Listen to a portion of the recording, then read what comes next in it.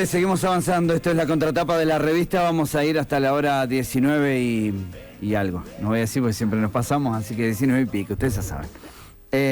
Vamos a hablar ahora con la licenciada, la psicóloga y psicodramatista Ileana Martínez Fuentes. Señora, ¿cómo le va? Buenas tardes. Muy buenas tardes, un gusto estar aquí.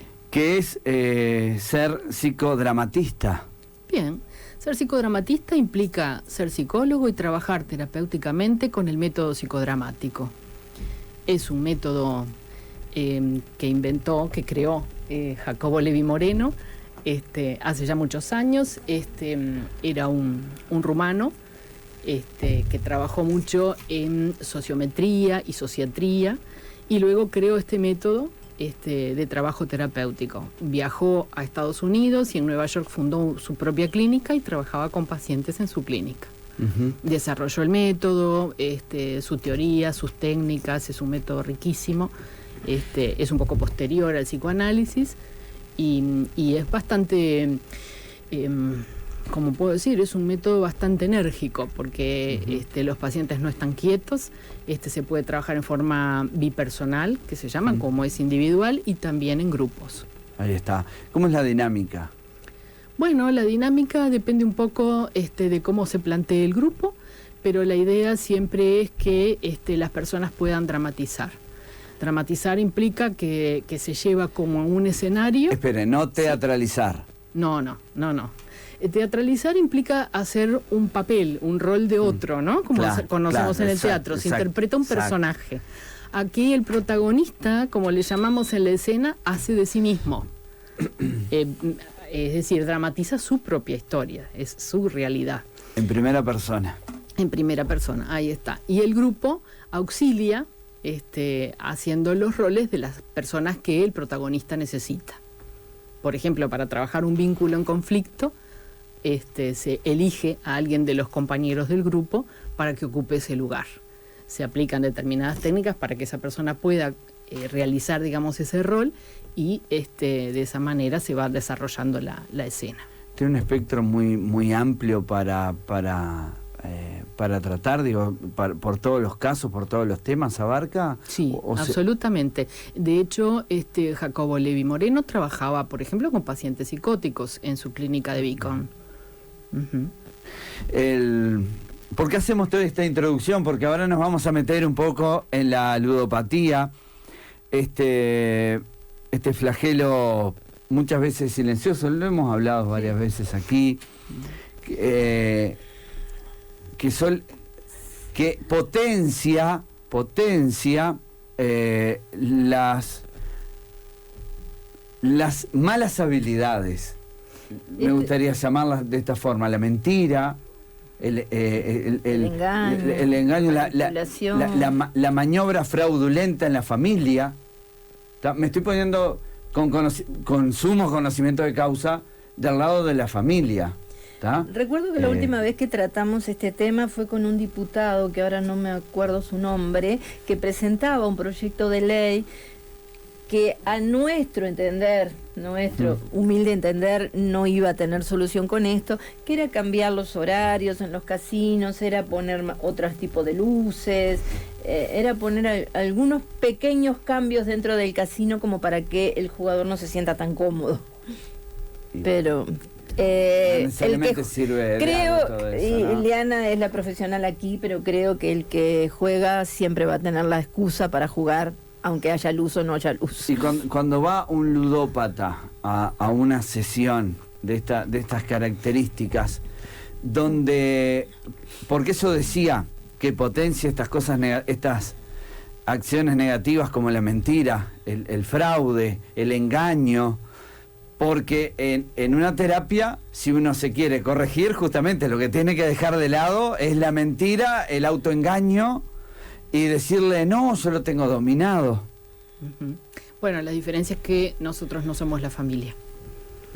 Y en general, cuando esto sucede, como tú describías, esas características tienen que ver con la personalidad del enfermo. Para nosotros es una enfermedad, la ludopatía, y esas son características propias. En principio, porque en general el ludópata o la persona que tiene dificultades con el juego, porque a veces no son ludópatas propiamente, pero están en ese camino, son personas que no quieren hacer daño a su familia. Y muchas veces mantienen como en ocultamiento esta situación para no hacer daño, con la fantasía de que en algún momento van a recuperarse, van a recuperar el dinero perdido, lo van a devolver y no va a haber problema. Esto en general no sucede. Entonces, las familias se encuentran, cuando se dan cuenta de lo que sucede, más endeudadas de lo que creían. Esa es una de las razones por las que nosotros trabajamos con las familias sin cobrar. Los usuarios del grupo que estamos proponiendo ahora acá en Maldonado, justamente, y lo hemos hecho siempre, porque los otros grupos también que hicimos en Montevideo, siempre son sin costo para los usuarios.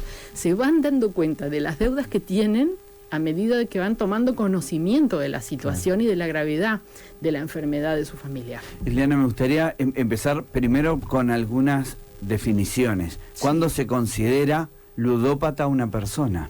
Bueno, eso es difícil por esto mismo que tú decías. ¿Hasta qué punto admiten que tienen una compulsión al juego? Muchas veces nosotros hablamos de juego problemático y muchas veces terminan admitiendo ellos mismos que es una ludopatía. Es cuando no pueden dejar de jugar.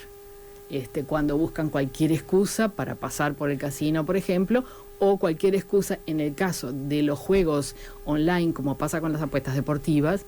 Señora, espere, ahora vamos a retomar esto de las apuestas deportivas online, que es muy importante porque ahí lo que hay es mucha juventud también. Sí. Pero quiero volver a este intento de definición que estoy seguro, capaz que ni lo logramos. Para individualizar cuándo es ludopatía, para mí, que tengo un ingreso de 10 pesos al mes, y cuándo es ludopatía para Susana Mesa, que a pesar de haberse jugado ya una chacra, un campo, lo que sea, conocemos casos aquí en Maldonado, pero sigue manteniendo su mismo ritmo de vida y también su mismo ritmo de apuesta. Cuando yo de repente, si cobro, no sé, un salario mínimo nacional, 30 y pico mil pesos, ¿no, Susana? ¿El mínimo nacional o algo así? No, menos. Un poquito menos. Un poquito menos, sáquele 10, me parece. Sí, bueno, 30 mil pesos por mes, ¿verdad? Sí. ¿Cuándo es enfermedad y cuándo no? Bueno. Porque para uno la enfermedad le llega antes. Bueno, a eso quiero llegar. Es que la enfermedad no está en relación a lo que se juegue, está en relación a lo que me perjudica de acuerdo a mis ingresos. Si como tú dices, tengo un ingreso de 30 mil pesos al mes y me juego 10, bueno, voy a estar ahorcada en cualquier momento.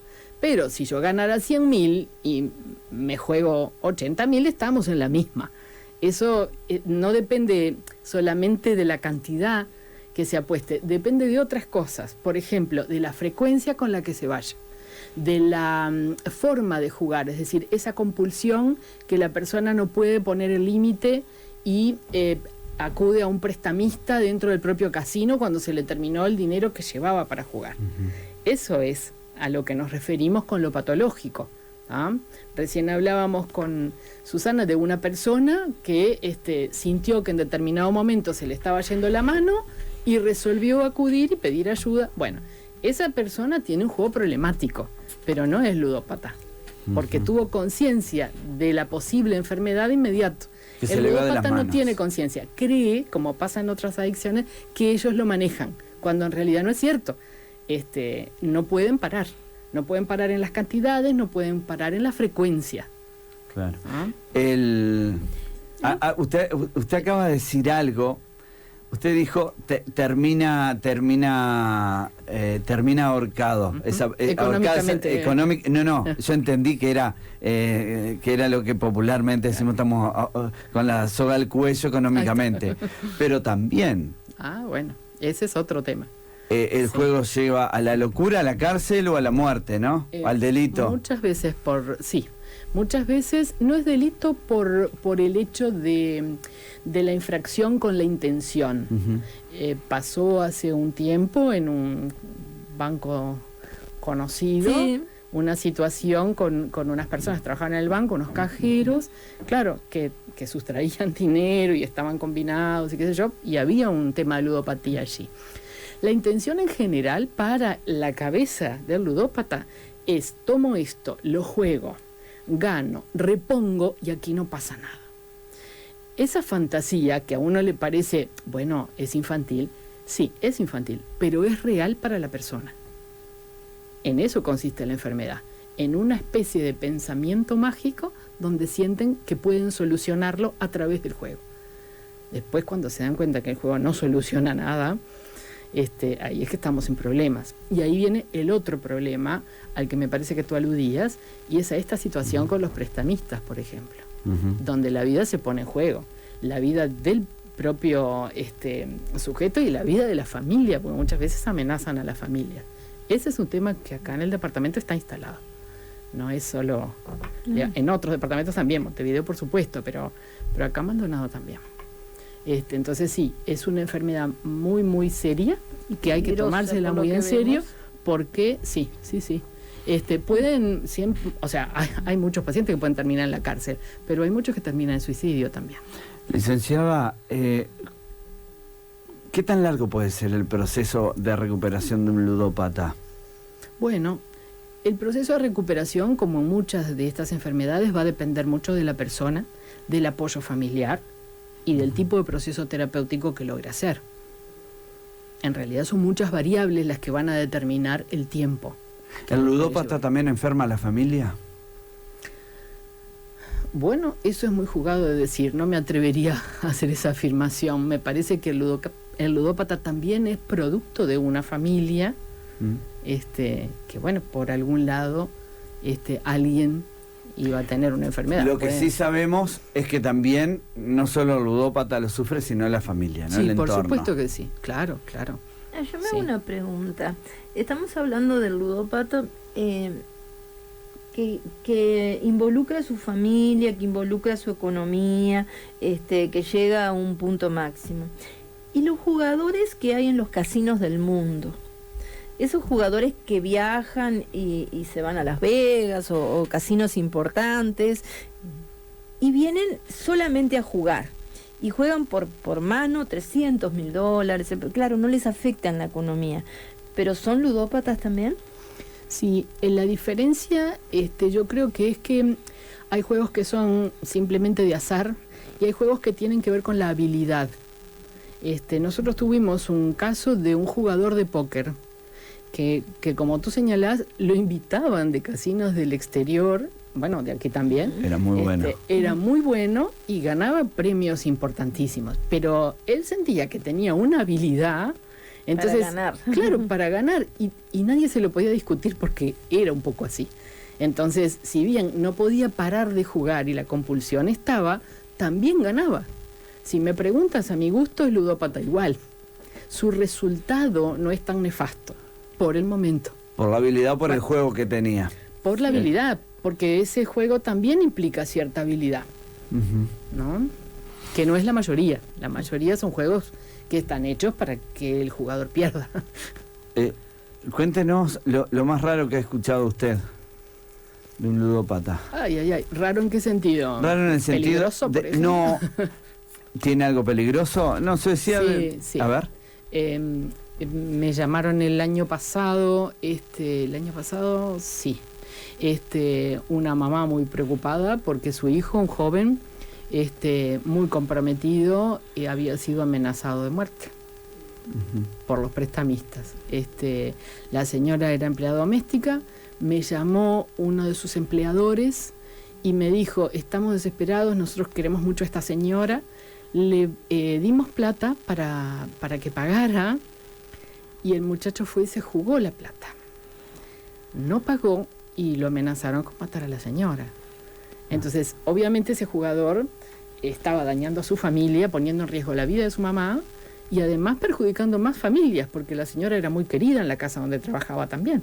Y ellos estaban muy complicados en ese sentido. La podían ayudar, pero la ayuda no resultó, que es lo que pasa en general. ¿Y sobre mentiras?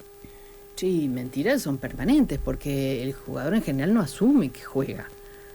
Puede decir, perdí la plata, me la robaron o lo que sea, pero no suele admitirlo fácilmente.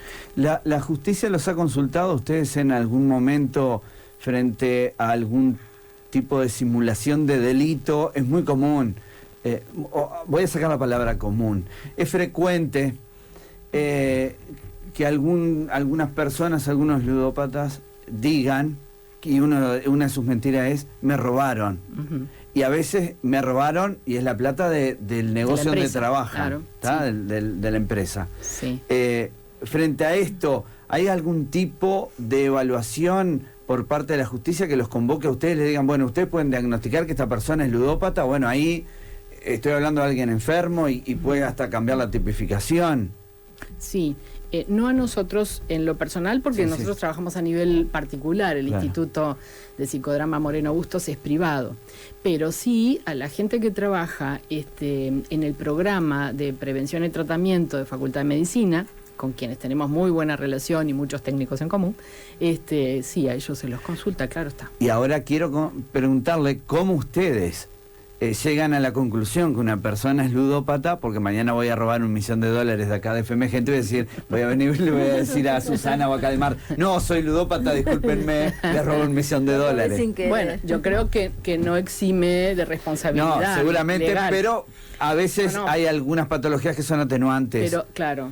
y que sí. derivan en tratamientos y no necesariamente una Bueno, prisión. no conozco a fondo casos en los que haya sido un atenuante como para disminuir Claro, la pena. claro. Hubo el caso no, también de una señora, creo que trabajaba, ella, la licenciada nombró gente trabajando en un banco, pero hubo caso de una señora que me acuerdo muy bien, que trabajaba en una empresa que había hecho realmente sustraído dinero durante muchos años, y creo que tuvo pena de justicia, sí. Sí, sí. Sí. Sí, no exime. No, yo sé que no exime de responsabilidad, pero No. hay algunas Puede veces... ser que el juez, además de la pena que corresponda a nivel legal, Ujú. indique tratamiento. Claro, exacto. Eso se hace también. ¿Cómo saben ustedes que esta persona, bueno, tiene, y si es que existe, distintos grados dentro de los ludópatas, distintas gravedades, o no, o una calificación sola involucra a todos? No, yo creo que existen diferencias como las diferencias en todas las personalidades. Cuando llegan a nosotros, ellos ya están admitiendo. Ya están pidiendo ayuda. Claro, es decir, están pidiendo ayuda, ya admiten. Y entonces ahí, bueno, se juega cómo es la gravedad de acuerdo a lo que tú decís, pero eso es de cada uno. Y tiene que ver con esto que decíamos hoy, ¿no? Con el nivel de ingresos. Pero también tiene que ver con la frecuencia, con el no poder parar, con el tiempo que llevan jugando, con la cronicidad de la enfermedad. Eso también es importante. ¿Quiénes son más ludópatas, los hombres o las mujeres? Bueno, eso ha ido cambiando con la historia.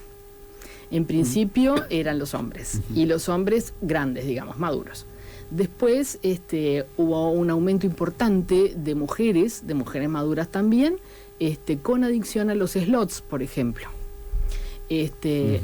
Los hombres históricamente jugaban más a muchos juegos, ¿no? Como unas partidas de pool podía ser, y se jugaba el truco por plata o lo que fuera, como muy naturalizado, como muy, para nuestra cultura por lo menos era algo bastante natural.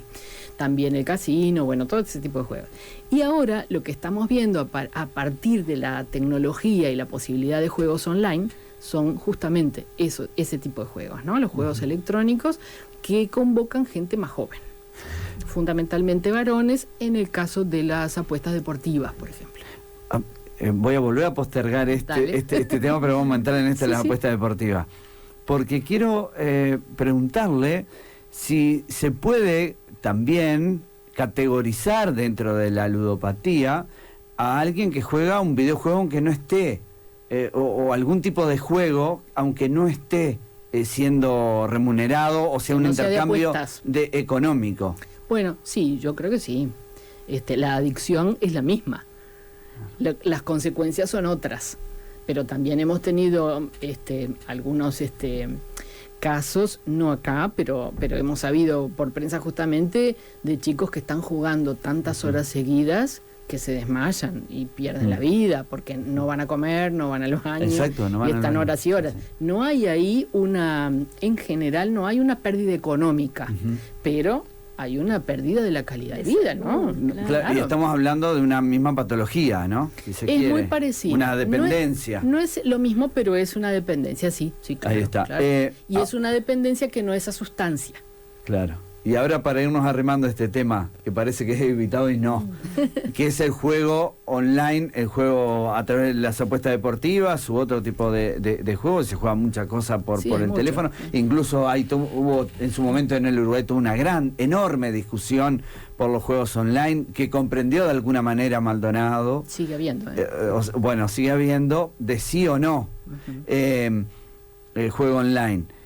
Quiero preguntarle por el impacto que puede tener el juego online en todos nosotros, pero en particular en los jóvenes. Bueno, yo creo que el impacto es enorme.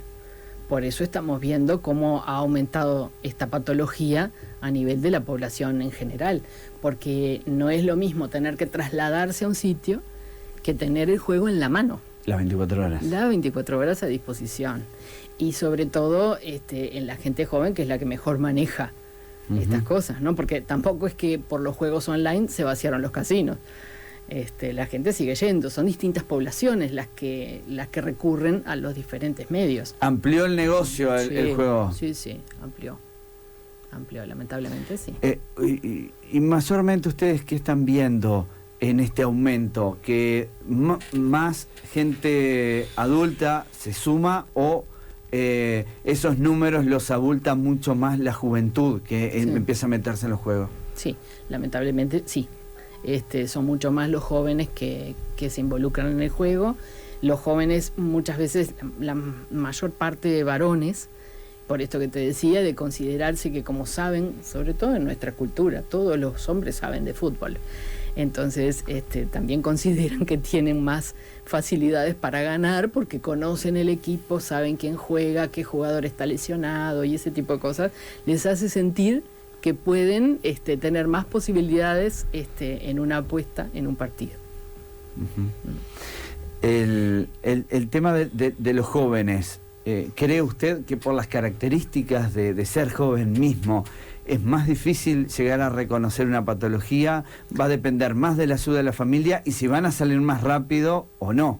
Bien, es muy interesante esa pregunta porque hay algo que está neurológicamente vinculado a esto, que es el desarrollo de la corteza prefrontal, que es la que nos permite tener como la capacidad de prever lo que puede suceder.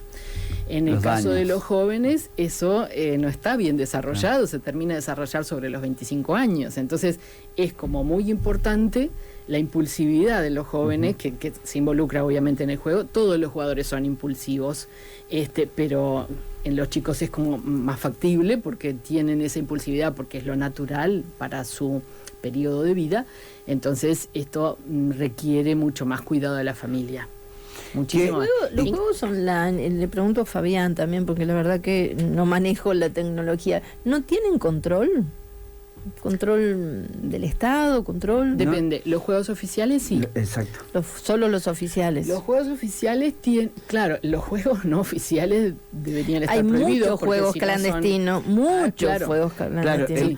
Claro, le nombro desde las pencas estas de caballos, que hay en cada ciudad. Sí. En cada ciudad. Sí. Bares que tienen maquinitas en el fondo. Sí, y también que llevan apuestas de caballos del hipódromo, pero las llevan paralelas. Y eso. Lo que pasa que, y en el caso además de yo no sé si ustedes han visto, pero en los canales de cable se promocionan mucho una firma de apuestas que es argentina. El hecho de ser online pueden jugar desde cualquier parte del mundo, ¿no? Es claro, no hay una limitación posible. Nosotros tenemos mucho más regido eso porque las leyes bastante antiguas siempre dijeron que todos los juegos de azar tienen que dar ganancia al Estado. Es así la lotería, por ejemplo, ¿no? Por citar una que es del propio Estado. Y los juegos oficiales también están regidos y están regulados por el Ministerio de Economía y Finanzas. Entonces eso está muy controlado y dan ganancia al Estado. Pero estas otras no. ¿Se puede tener ludopatía simplemente con los juegos estos oficiales como la quiniela, la tómbola? Es más difícil. Hay juegos que son más adictivos. Cuanto más rápido es el resultado, más adictivos son. Entonces, si vamos a comparar de los juegos oficiales, la quiniela es más difícil. y tampoco juegan tanto los jóvenes. Pero por ejemplo, la raspadita genera mucha adicción. La persona el tener que descubrir, eso es... Descubrir, y hay también raspaditas online, que con sí, un claro. botón tú raspas sí, 10, 20, sí. 30, con el mismo botón. Eso también, digamos, va llevando, digamos, a una adicción mayor. ¿Qué genera en el cerebro? ¿Equiparado a qué podemos decir que es? Al consumo de cocaína. Es eso. ¿Tanto así? Tanto así. Hay estudios de universidades americanas que han comparado la adrenalina que se genera en el cerebro mientras, por ejemplo, rueda gira la bolita con el consumo de cocaína. Es muy estimulante para el jugador eso. ¿Hay, al igual que en el consumo de drogas, abstinencia? ¿Se Sí, sufre claro. de eso Sí. en el juego? Sí. Con mucha ansiedad, por supuesto. Sí. Es una abstinencia que no afecta tanto el cuerpo. ¿tá? Porque claro, es una adicción sin sustancia, pero la abstinencia del juego genera mucho malestar, irascibilidad, ansiedad. A ver cómo logramos linkear esto. Susana decía las pencas que hay, clandestinas. Usted hablaba la taba. Bueno, y las maquinitas del almacén de frente. Sí, igual, claro, exacto. También esas. Usted hablaba de esa cultura hace muchos años atrás, donde jugaban más los hombres, entre otras cosas, porque era lo que estaba permitido. Sí. El origen un poco hace muchísimos años. Pero por ahí no había, porque jugaban a la taba, algo de cartas y está. Ahora hay otras posibilidades, otras herramientas, otro tipo de juego, otro tipo de adicciones. También, ¿verdad? Eso era en aquellos años. Y quiero linkearlo con el tiempo atrás, porque hoy por hoy le damos el chupete digital, el teléfono a los niños, le decimos, tomá, mirá, tomá, jugá. ¿Está? Quiero que te quedes quieto, vení para acá y le metemos esto. No le estamos diciendo... Está bien desde niños, ¿no? 2, 3... Vi el otro día, Susana, licenciada, unos padres que eran criticados en Twitter porque decían, le daban el teléfono, y había todo un debate a 2 años. Y la justificación es, este es su mundo. Antes a nosotros nos daban ¿cómo era? Un sonajero. Sonajero, sí. Pero ahora el sonajero es este. Sí, el tema está que en este sonajero hay otras cosas. Hay otras cosas. Y a mí me gustaría... que usted me diga si es posible que le estemos haciendo un mal a los niños dándoles ya el chupete digital, Susana, desde tan chiquito, y a futuro es jugar tranquilo. Jugaste a los 2 años, ¿cómo no voy a jugar a los 20? Sí, yo creo que tienes mucha razón, sin duda alguna. Me parece que no es el único peligro de darle un teléfono a un niño. No, está claro, porque estamos hablando de este tema, así que hay otros. Puede que sea una facilidad que lo naturalice de forma tal que después pueda desarrollar una ludopatía. Pero también hay otras cosas. El dar esas facilidades a los niños los deja muy privados de desarrollar su propia imaginación. ¿Ah? ¿Cómo desarrollamos la imaginación, la creatividad de un niño? Y cuanto menos elementos tenga, mejor. El teléfono les da todo. Imagen, sonido, movimiento. No tienen que pensar. Pero no sociabilizan. No tienen que pensar. No tienen nada que hacer. A menos que sea tocar un botoncito, pero no hacen más nada.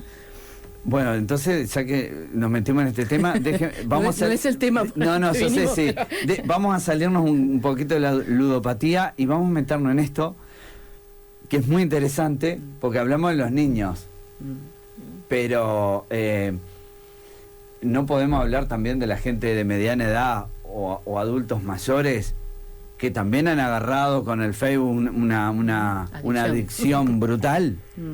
Sí, gente que tiene problemas de insomnio y van al médico y les dice, bueno, pero ¿y usted qué hace de noche? ¿Lee un libro? No. Dentro del Facebook todo el día. Y bueno, los médicos están recomendando, bueno, deje el teléfono 1 hora antes de irse a dormir. Y las notificaciones, que ahí está Claro.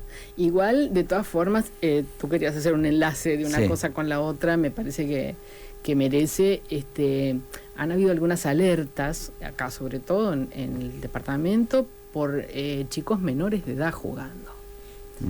Los juegos online permiten que si tienen de repente una cuenta, una tarjeta, puedan jugar sin necesidad de presentar un documento que diga que son mayores de edad. Identificándose con los datos del padre o la madre. Por ejemplo. Eso me parece muy grave. Se han registrado casos. Sí. Y se han registrado casos por la preocupación de los propios compañeritos que alertaron. Eso también es muy bueno de decir. No está todo perdido. En alguna escuela, un colegio, en algún lado. Liceo. En un liceo. Bueno, no está todo perdido. No. Lo bueno de todo esto no malo... está todo perdido porque, es claro, eso. hubo chicos, así como había algunos comprometidos con el juego, hubo otros preocupados por sus compañeros. Bueno. A mí me gustaría después, por supuesto, porque ese sería el fin de la nota, que nos explicara... Pensé que iba a pedir los números 5 de oro. No. El otro día leía un artículo, la psicología de jugar siempre los mismos números, pero ese no vamos a incentivar a jugar. Me gustaría saber cómo se ayuda a la familia del ludópata, porque ustedes van a dar ese taller gratuito para la familia y me gustaría saber si necesitas que el ludópata esté en tratamiento o no para que la familia reciba ayuda.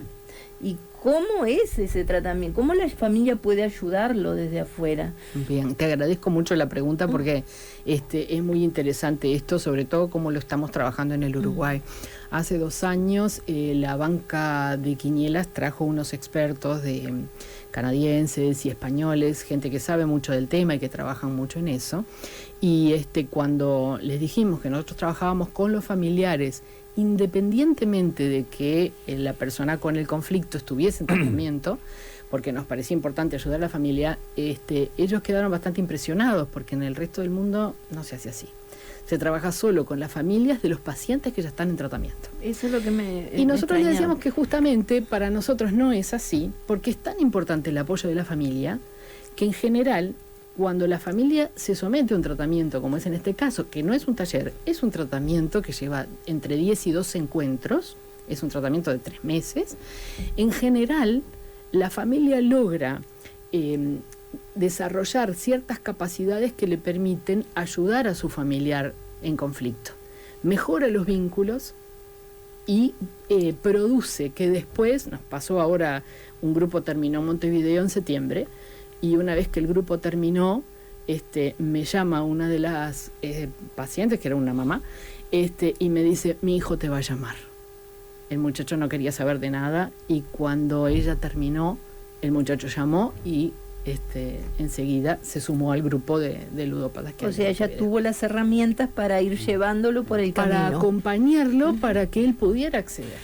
Entonces, es mucho más fácil, si querés, que si tiene una familia que conoce de la enfermedad, que sabe de qué se trata, que puede manejarla de un modo, digamos, productivo en el sentido de la salud. En vez de atacarlo y criticarlo y claro, y lo que generar una discordia. Es tratar de mejorar los vínculos para que esto se pueda dar. Entonces, ese caso es, bueno, fresquito, porque fue el mes pasado que sucedió. Entonces sí, es importante.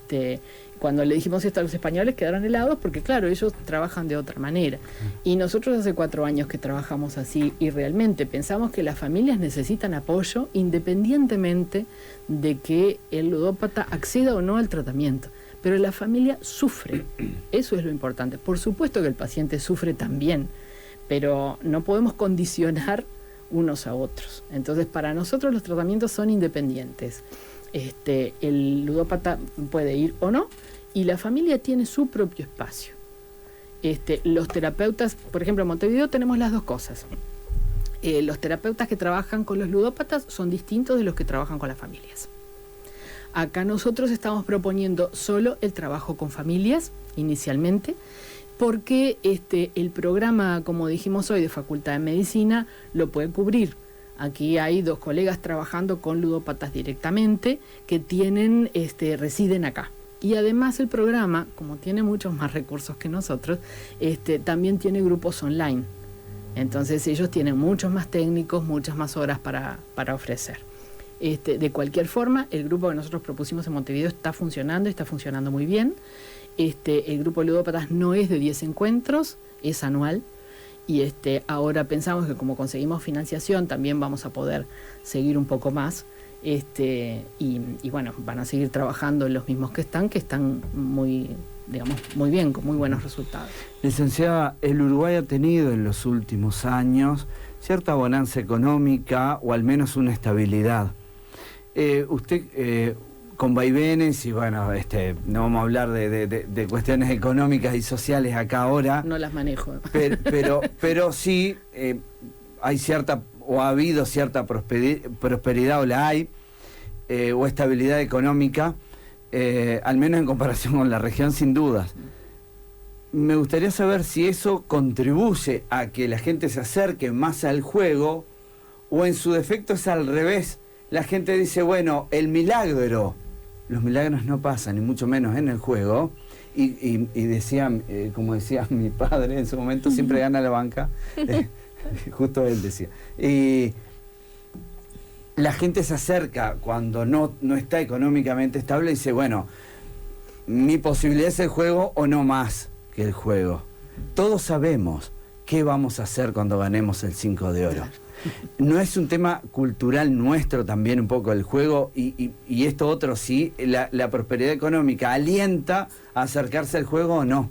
Yo no me animaría a decirte si es así porque no tengo cifras que respalden. Entonces no sé. Pero en general, cuando estamos hablando de que la persona ya está desfinanciada y se mete en un préstamo que sabe que no puede pagar y que su expectativa es pagarlo con el producto del juego, estamos hablando de que cuanto peor está, más juega. ¿No? Estoy hablando de casos individuales, no sé decirte si en términos de la economía del país esto sube o baja porque no tengo esa cifra, yo no lo manejo. Claro. ¿Usted ha jugado alguna vez? Sí, recreativamente. A ver. Soy muy tacaña. Nació con la fórmula ya, el chip. No, pero vino de fábrica. Alguna vez fui acá al casino importante acá de la Rambla, pero bueno, por conocer, por ver y tiene unas fichitas. No, fichitas no, capaz que algún slot. Bien. ¿Y ganó o perdió, se acuerda? Seguramente perdí, pero lo que perdí fue muy escaso porque tampoco estaba dispuesta a lamentarse después, a lamentar nada, ¿no? Por supuesto. Una vez gané y invité a los amigos con los que fui a tomar un helado, que fue para lo que nos alcanzó. De esto hace muchos años ya. ¿Dónde va a funcionar este grupo? ¿Cómo la gente se va a poder acercar a él? ¿A través de qué se van a poder inscribir? Sí, la gente tiene que llamar al número que figura en el afiche, que es el 098-634142, y va a funcionar acá en Maldonado, en el centro, no tengo la dirección exacta, en la calle Rincón, no me acuerdo el cruce, perdonen, pero les damos todos los datos cuando nos llamen. Está abierto, en este momento todavía no empezó el grupo, se pueden inscribir hasta 10 personas. Si queda gente pendiente, los dejamos en lista de espera para abrir otro grupo, porque eso ya lo tenemos previsto y tenemos financiación para eso. Tenemos el apoyo de la banca, que nos está así que será gratuito los talleres. Por supuesto que sí, para los usuarios es como siempre gratuito. Y va a estar coordinado por 2 psicólogos, por el licenciado Julián Acuña, que trabaja en nuestro medio, y también hace su formación como psicodramatista, y también la licenciada Leticia Sención, que también es psicodramatista en formación. Ellos dos son los que van a trabajar. ¿Cuántas integrantes de una familia pueden ir? Bueno, eso habría que considerarlo de acuerdo al caso, pero nosotros tratamos de que no sean más de 2, para que puedan abarcarse más familias, ¿verdad? Sí. Repítame el número y así me lo voy a anotar y así gusto. La gente lo tiene. 098 63 4142. 4142. Ahí la gente se puede comunicar. Allí la gente se comunica, se inscribe y enseguida los llaman para ir formando informarles y formar el grupo. Sí. Licenciada Ileana Martínez Fuentes, psicóloga y psicodramatista. Quiero agradecerle este ratito. Fue un gusto hablar con usted. Quedan muchos otros temas pendientes. Cuando